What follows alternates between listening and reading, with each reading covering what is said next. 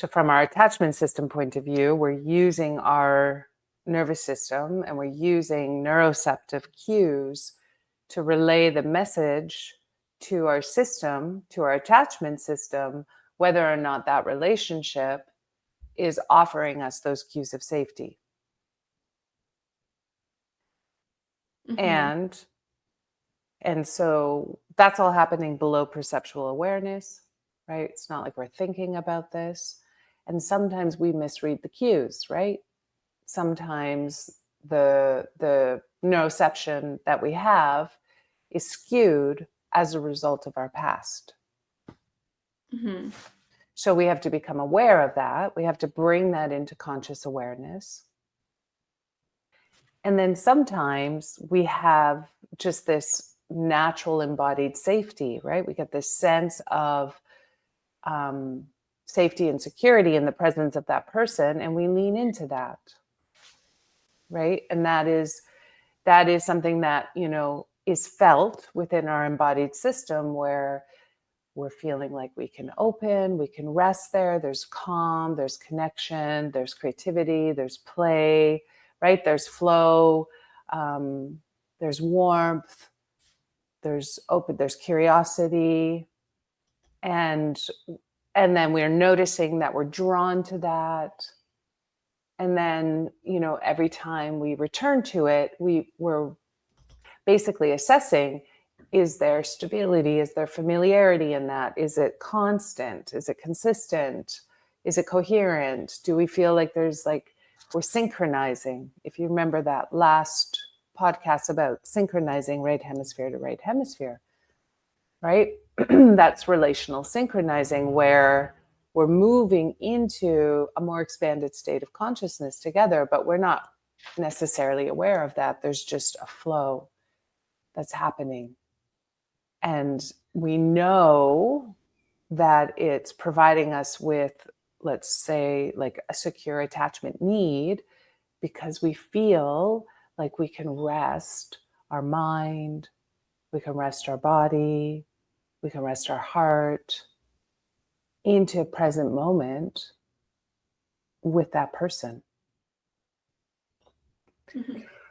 That's how I would discern, the quality of that relationship. So if every time you're showing up in an exchange with them, of course, our nervous systems are fluid. They're always in movement. So our experience of somebody might be very different moment to moment based on what's happening in their life too, right? But you can discern whether what it is that you're picking up on is maybe their own alarm system as a result of something that's going on in their life, and it has nothing to do with you. And you can ascertain that, right?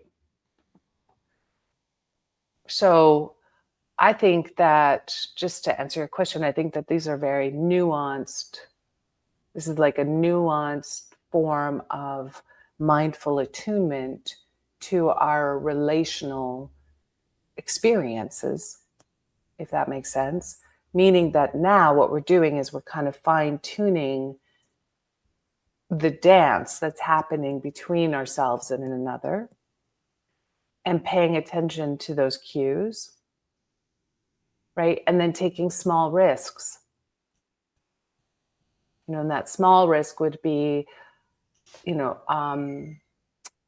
that you're going to lean in a little bit more, or you're going to maybe expose a little bit more of something about yourself that feels vulnerable, or you're going to open your heart up just a little bit more, or you're going to reach out more often than you normally would. Like, you'll take that risk of reaching out more. So we call that bidding for connection.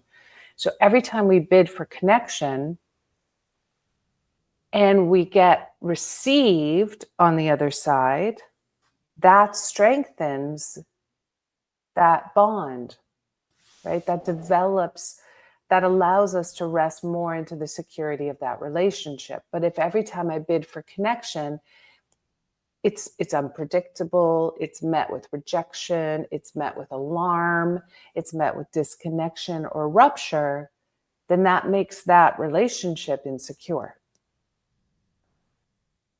Does that make sense?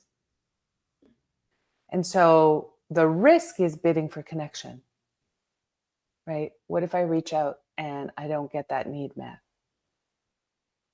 Right? Mhm. What if this time they decide that it's not worth, I'm not worth investing in? That's the risk.